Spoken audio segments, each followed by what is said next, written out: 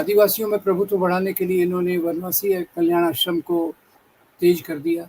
शबरी और हनुमान, ये दो प्रतीकों को लेकर इन्होंने आदिवासी क्षेत्रों में काम करना शुरू किया। हिंदू जागो क्रिस्ती भागो, ये उनका एक नारा इन क्षेत्रों में था। झाबुआ में कई नंस का रेप हुआ। इधर उड़ीसा में पैस्टर ग्राहम स्टेन्स की हत्या हो चुकी थी 1999 में, जो हमने बात की। इसके बाद 2008 वहाँ कंधमाल में बहुत बड़ा एंटी क्रिश्चियन वायलेंस हुआ। कुछ दलित प्रतीकों को ऊपर उठाया, जैसे सुहेल देव। गुजरात के दंगों के समय ख्याल कीजिए, दंगे कहें या नरसंहार, गुजरात का चीफ मिनिस्टर, गुजरात का होम मिनिस्टर, गुजरात का चीफ मिनिस्टर, केंद्र में गृह मंत्री और देश का प्रधानमंत्री, ये सभी आरएसएस के स्वयं से आरएसएस के प्रचारक रह चुके थे। ये लिंक देखिए, 2006 से 2008 के बीच में कई जगह बॉम्ब ब्लास्ट हुए। मालेगांव, अजमेर, हैदराबाद और समझौता एक्सप्रेस ब्लास्ट हुए। उसमें स्वामी असीमानंद जी का पकड़े गए थे। उनके ऊपर जो आर्टिकल आया था कारवां पत्रिका में, उसमें बताते हैं कि कैसे मैंने ट्रेनिंग कैंप शुरू किए। पिछले 8-10 सालों में 100 लिंचिंग के केस हुए, 100 लिंचिंग के केस हुए, और इसमें 90 मुसलमान थे और 10 दलित थे। आरएसएस के मातहत जो बीजेपी चल रही है, उसमें 3M का फॉर्मूला मैं देखता हूँ। 3 मनी, मसल पावर और मैनिपुलेशन।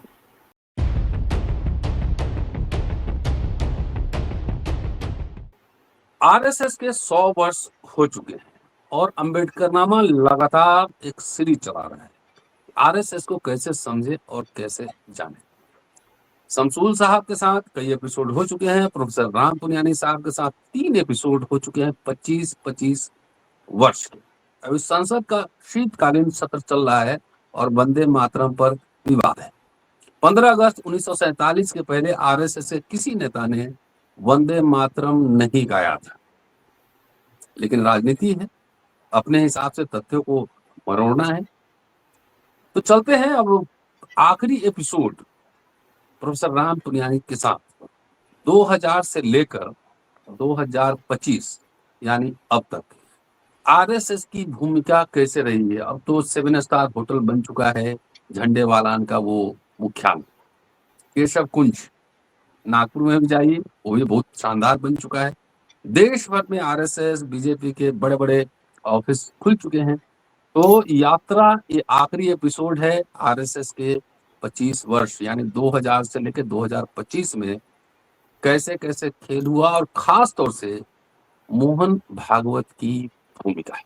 प्रोफेसर राम पुनियानी हमारे साथ हैं, चलते हैं सीधा उनसे समझने की कोशिश करते हैं कि 25 सालों में जो देश दिशा में जा रहा है उसके मायने क्या है। स्वागत है सर। धन्यवाद। देखिए, हमने जो पहले 3 एपिसोड किए इस पे, उसमें ये बात स्पष्ट हो गई कि आरएसएस लगातार अपने हिंदू राष्ट्र की भूमिका के लिए, उस एजेंडा के लिए, एक तो वो शाखाएं जो चलाता रहता है जिसमें वो ब्रेन वॉश करता है लड़कों का, और दूसरी तरफ बहुत सारे संगठन उसके मातहत आ गए हैं। बहुत सारे संगठनों में ऐसा गिनती से तो बाहर है, जैसे रिटायर्ड आर्मी ऑफिसर्स का, वकीलों का, डॉक्टर्स का, कम्युनिटी के बीच में दूसरा आजकल वो जिस प्रकार से काम करना चाहते हैं। तो इस दौरान सबसे महत्वपूर्ण बात ये रही कि जैसे 1998 में वाजपेयी जी की गवर्नमेंट आई थी एनडीए के रूप में, तो उस समय उन्होंने महसूस किया कि समाज के जो बाकी तबके हैं वो हमको इतना वोट नहीं देते, जिसके कारण हम मेजॉरिटी में नहीं आ पा रहे। तो यहाँ से उनका मुख्य फोकस रहा कि आदिवासी और दलितों के बीच में अपना प्रभुत्व कैसे बढ़ाया जाए। तो आदिवासियों में प्रभुत्व बढ़ाने के लिए इन्होंने वनवासी कल्याण आश्रम को तेज कर दिया, उसकी एक्टिविटीज़ बढ़ा दी, और इनके कई जो कार्यकर्ता थे वो आदिवासी के बीच में जाकर वनवासी कल्याण आश्रम के रूप में काम करने लग गए। पहले तो शब्दों का फ़र्क है, ये शब्दों का फ़र्क, एक इसके पीछे गहरी विचारधारा छुपी है, क्योंकि हम मानते हैं कि वो यहाँ के मूल निवासी हैं, ये मानते हैं कि वो यहाँ के हिंदू समाज का एक भाग है जो मुसलमानों से डर के, धर्मांतरण के डर से जाके जंगलों में रहने लग गया, इत्यादि इत्यादि। आदिवासियों की खुद की संस्कृति है, उनका तौर तरीका अलग है, ये मानते हैं कि ये भी हिंदू धर्म का एक भाग है। तो उसमें बीच में इन्होंने क्या किया कि शबरी और हनुमान, ये दो प्रतीकों को लेकर इन्होंने आदिवासी क्षेत्रों में काम करना शुरू किया। तो जैसे डांग हो गया, इधर से झाबुआ हो गया, कंधमाल जी हो जी। गया, पूरा आदिवासी बेल्ट है। ये आदिवासी बेल्ट में इनके स्वामी लक्ष्मणानंद, फिर आसाराम बापू के फॉलोअर्स, और फिर इधर में स्वामी असीमानंद, ये सब जाके इन्होंने अपने आश्रम बनाए। तो मुझे भी मौका मिला एक बार डांग में शबरी कुंभ था। तो इनका तरीका क्या है, शबरी कुंभ, अब शबरी बेचारी गरीब है और उसके पास भगवान राम को देने के लिए कुछ खाने को भी नहीं है, तो इसलिए उनको वो जूठे बेर को टेस्ट कर करके भगवान राम को खिलाती है। यानी जो एक आदिवासियों का प्रतीक क्या रखा गया, आदिवासियों का प्रतीक रखा गया एक अशिक्षित और गरीब व्यक्ति, इसके रूप में उन्होंने शबरी। फिर इधर से उनका एक प्रतीक तो रखना है, भगवान राम तो सबके सब हिंदुओं के प्रतीक को मानते हैं ये। पर यहाँ भी एक कास्ट सिस्टम देखिए कि भगवान राम ज़्यादातर शहरों में सवर्णों के बीच में, इनके बाबरी मस्जिद के बाद इन्होंने जब गिराई तो उसके बाद से उसका प्रचार बहुत होने लग गया। तो आदिवासी क्षेत्रों में इन्होंने हनुमान जी को उनका मुख्य देव रखा, और जगह जगह जहाँ भी गेरुआ रंग लगा के भाई हनुमान जी की मूर्ति है, ये लोग वहाँ पूजा करते हैं, ये सब उनका कार्यक्रम आदिवासी क्षेत्रों में गया। और यहाँ उन्होंने काम करने के लिए क्रिश्चियन मिशनरीज को टारगेट किया। अब किसी भी चीज़ को जब बढ़ाना हो तो एक दुश्मन को टारगेट करते हैं आप, तो यहाँ उन्होंने क्रिश्चियन मिशनरीज को किया कि ये क्रिश्चियन मिशनरीज तो धर्मांतरण कर रहे हैं, ज़बरदस्ती से धर्मांतरण कर रहे हैं, तो हिंदू जागो क्रिस्ती भागो, ये उनका एक नारा इन क्षेत्रों में था। और जगह जगह उन्होंने शबरी कुंभ लगाए। उसके दबाव में कई आदिवासियों की घर वापसी हुई। अब ये घर वापसी क्या है कि अगर आप हिंदू से मुसलमान बनते हैं, क्रिश्चियन बनते हैं, तो धर्मांतरण है, जो गलत है उनके हिसाब से। और इन आदिवासियों के बीच में जाकर, दलितों के बीच में जाकर ये उनको हिंदू बनाने का काम करते हैं कि भाई आप तो हमारे बिछड़े हुए धर्म के लोग हैं, आप वापस आ जाइए। तो कई ने सवाल उठा, वापस तो आएंगे पर हमारी जाति क्या होगी? तो उसमें इनके उत्तर प्रदेश के जो मुख्यमंत्री हैं योगी आदित्यनाथ, उन्होंने कहा जिस जाति से आप गए थे उसी जाति में वापस आओ।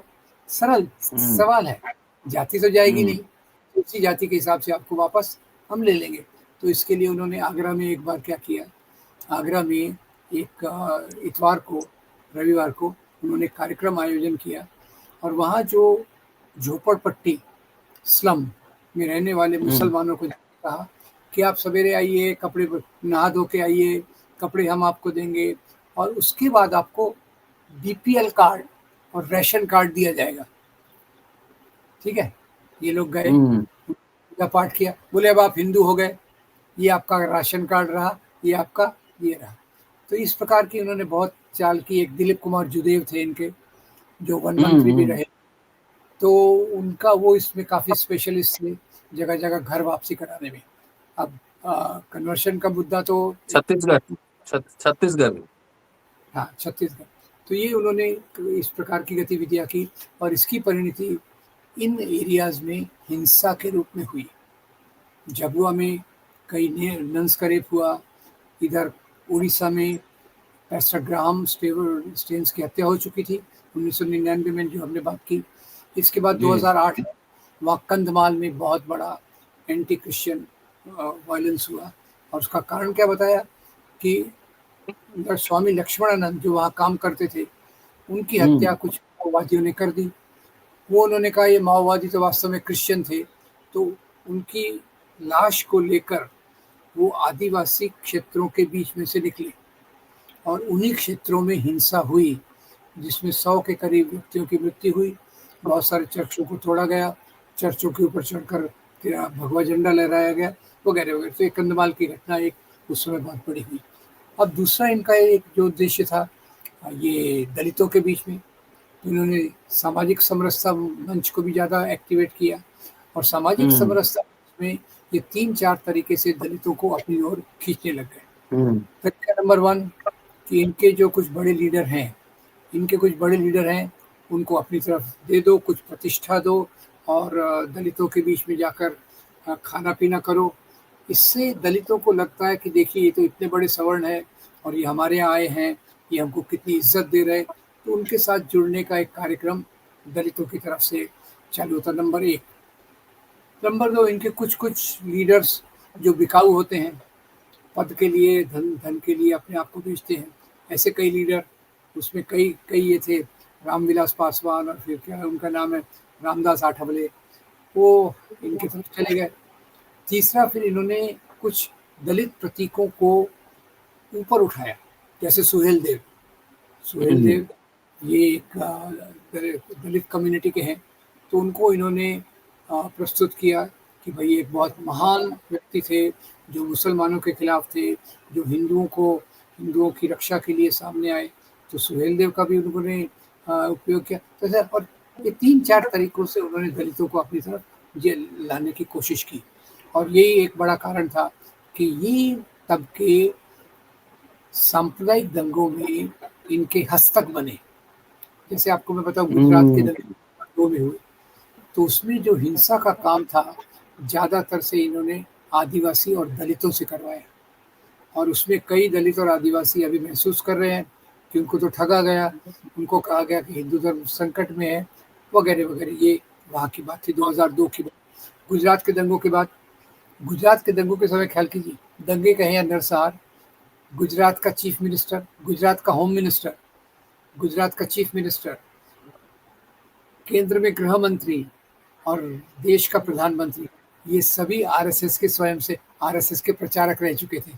ये लिंक देखिए, प्रधानमंत्री, मुख्यमंत्री, यहाँ का गृह मंत्री, सब आरएसएस के प्रचारक थे और उन्होंने फिर गुजरात को एक गुजरात मॉडल के रूप में प्रस्तुत करने की कोशिश की और यहाँ से सांप्रदायिक हिंसा को एक बहुत बड़ी तेजी उन्होंने दिलाई। अब जहाँ तक स्त्रियों का सवाल है, स्त्रियों के बारे में आप देखेंगे, ये पता नहीं क्या है, कोइंसिडेंस है। एक तो ये मनुस्मृति को मानते हैं, स्त्रियों को दुय्यम दर्जे का स्थान देते हैं और बहुत सारे स्त्रियों का इस दौरान में बहुत भयंकर शोषण हुआ। कई बीजेपी के लीडर्स से, जैसे आप रेस्टर्स की बात कर लीजिए, रेस्टर्स जंतर मंतर पर धरने पे बैठी थी कि भाई ये इनका जो चीफ है वो हमारा लैंगिक शोषण करता है, उसके बावजूद उस पर कोई एक्शन नहीं लिया गया और ये पहलवान, पूरी महिला पहलवान पूरी प्रतिबद्धता से अपने काम पे जुड़े रहे। तो ये एक जो इनका रवैया था दलितों के बारे में, आदिवासियों के बारे में, स्त्रियों के बारे में और मुसलमानों के बारे में, ये बहुत क्लियर होता गया। और मुसलमानों के बारे में इन्होंने जो बात फैलाई, इसी दौरान आप देखेंगे 2006 से 2008 के बीच में कई जगह बॉम्ब ब्लास्ट हुए, मालेगांव, अजमेर, हैदराबाद और समझौता एक्सप्रेस ब्लास्ट हुए। उसमें स्वामी असीमानंद जी का पकड़े गए थे, उनके ऊपर जो आर्टिकल आया था कारवां पत्रिका में, उसमें बताते हैं कि कैसे मैंने ट्रेनिंग कैंप शुरू किए। अभी एक यशवंत शिंदे का भी इंटरव्यू आया, वो जो आरएसएस का कार्यकर्ता था, कि हमको कहा गया कि भाई आप इसमें भाग लीजिए और हमको ट्रेनिंग दी गई। ये यशवंत शिंदे का, मेरे ख्याल से सब लोगों ने उनका इंटरव्यू देखना चाहिए। तो ये 3 मुख्य भाग हो गए। 2006 से 2008 के बीच में कई बॉम्ब ब्लास्ट केसेस में बजरंग दल के कार्यकर्ता बॉम्ब बनाते हुए मारे गए। इधर महाराष्ट्र नांदेड़ में, उत्तर प्रदेश में कानपुर में, चेन्नई में बॉम्ब बना रहे थे, कुछ गलत हो गया, विस्फोट हो गया, 2 लोग तो नांदेड़ में मारे गए और बाकी लोग इंजर्ड वगैरह इधर उधर हुए। तो ये तीसरा इनका कदम था कि जो आतंकवाद का, और उसमें फिर एक सामाजिक संगठनों ने एक ट्रिब्यूनल बनाया, उसका नाम था होली काऊ एंड स्केपगोट्स एंड होली काऊ, यानी मुसलमानों को निशाना बनाया जाता है और गाय पवित्र है, यानी हिंदुओं को उसमें जहाँ तक छोड़ने की कोशिश की जाती है। फिर भी हेमंत खरकरे ने बहुत हिम्मत से इन्वेस्टिगेशन किया और उसमें सब लोगों के नाम आए। और उसके बाद रोहिणी सालियन जो पब्लिक प्रोसिक्यूटर थी, हेमंत करकरे की मृत्यु के बाद रोहिणी सालियन उसका मुकदमा पब्लिक प्रोसिक्यूटर थी। उनको ऊपर से मैसेज आया कि इन आतंकवादी के जो केसेस हैं उसमें आप थोड़ा धीमी रफ्तार से, हल्काई से इनको लो, इनको ज़्यादा ये मत करो। तो खैर ये एक बार चैप्टर चला इस दौरान। और उसके बाद से फिर हम देखते हैं तो मुख्य घटना जो आई वो थी 2014 के बाद। और इसी के 2014 के आसपास जब मोदी पूरी मेजॉरिटी में आ गए तो हिंदू राष्ट्र के एजेंडा को डबल स्पीड से ये लाने लग गए। उसमें महत्वपूर्ण चीज़ें तो बहुत सारी थी, जैसे कईयों ने संविधान बदलने की बात की, कईयों ने गौ हमारी माता है के नाम पर अखलाक से लेकर रकबर खान और वो लड़का जो ट्रेन में ट्रैवल कर रहा था टिफिन के साथ, इन सब की हत्याएं की गई। और मेरे ख्याल से पिछले 8-10 सालों में 100 लिंचिंग के केस हुए, 100 लिंचिंग के केस हुए और इसमें 90 मुसलमान थे और 10 दलित थे। तो ये इस प्रकार का मामला आपको इन्होंने तेजी से लाया। फिर हर एक चीज़ को जिहाद के नाम से जोड़ने लग गए। जैसे कोरोना आया, देश भर में फैला, तो आरोपी किसको बनाए? यूपीएससी जिहाद आ गया बाद में। फिर कोरोना के दौरान तो उन्होंने फैलाया कि ये मुसलमान हॉकर्स जो हैं इनको अपने घरों के आसपास मत आने दो, यही फैला रहे हैं कोरोना, ये कोरोना बॉम्ब बना रहे, कोरोना जिहाद कर रहे हैं और ये हिंदुओं के लिए बहुत खतरनाक है। फिर यूपीएससी जिहाद, लैंड जिहाद, हर एक चीज़ की प्रकार की, लव जिहाद तो पहले से ही था जिसके आधार पर कई मुसलमान नौजवानों को टारगेट किया गया। तो ये सब के कारण जो ध्रुवीकरण है, ध्रुवीकरण के कारण इनकी ताकत बढ़ती गई।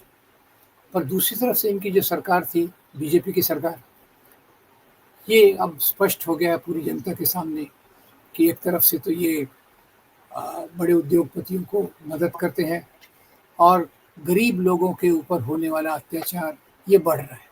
ये दो चीज़ों के आधार पे जनता अभी आरएसएस से काफ़ी नाराज़ है। जो बॉर्डर लाइन वाले पहले बीजेपी का पक्ष लेते थे, आरएसएस का पक्ष लेते थे, कई इस प्रकार के बॉर्डर लाइन वाले उनके खिलाफ हो गए। तो उन्होंने नई चीज़ निकाली, वोट चोरी, मशीनों को मैनिपुलेशन, इलेक्शन कमीशन को अपनी जेब में लग गई। खैर ये भाजपा का मुद्दा है, पर इसके सबके पीछे आरएसएस की ताकत बढ़ती गई। और विश्वास कीजिए कि पिछले 11 साल में आरएसएस की जो शाखाएं थी वो पहले से डबल हो गई।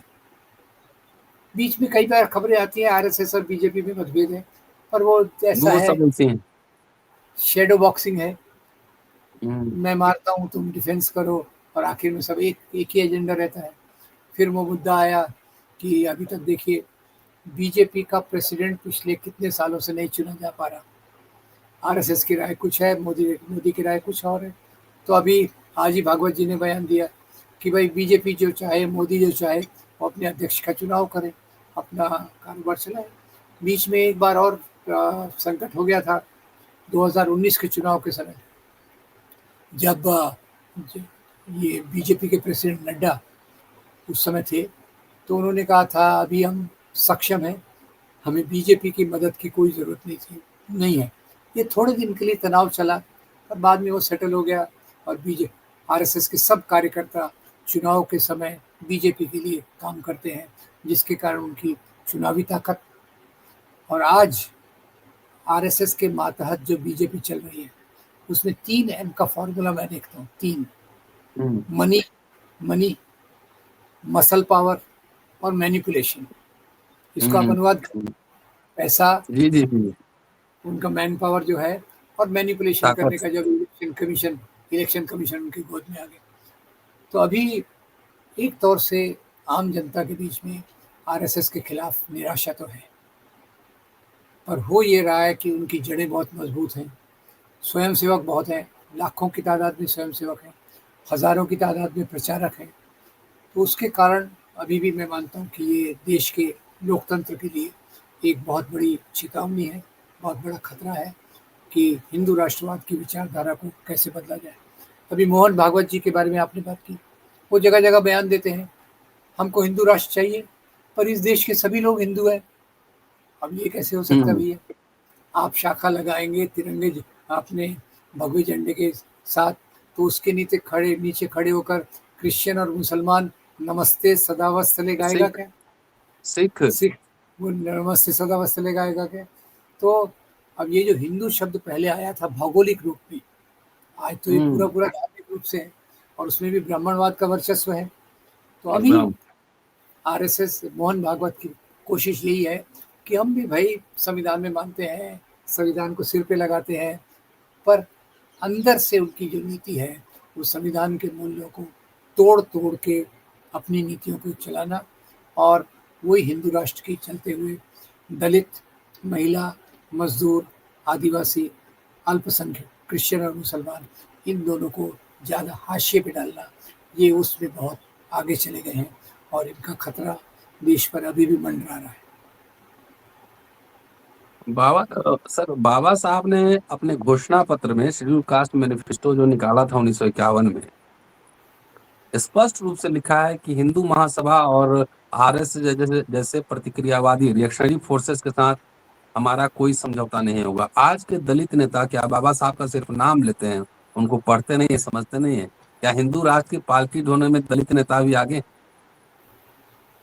देखिए रतनलाल जी, ये एक सवाल ऐसा है जो बहुत पीड़ा देने वाला है। बाबा साहब के बाद सिद्धांतों की शुद्धता और दलितों के प्रति प्रतिबद्धता रखने वाले नेता बहुत कम हुए हैं। आवाजें उठी हैं, पर कई लोग सवर्ण राजनीति के चक्कर में आके केवल पावर के पीछे दौड़ते हैं, निजी पावर या उनकी पार्टी के लिए पावर। बाबा साहब ने कभी भी पावर के पीछे नहीं दौड़े। जब भी उनके सिद्धांतों का हनन हुआ, वो अपना रेसिग्नेशन जेब में लेके चलते थे कि मेरी बात ये है, आपको स्वीकार नहीं है तो मैं बाहर जाके काम करूंगा और अपनी पार्टी बनाऊंगा, अपने संगठन को मजबूत करूंगा, लोगों को शिक्षित करूंगा।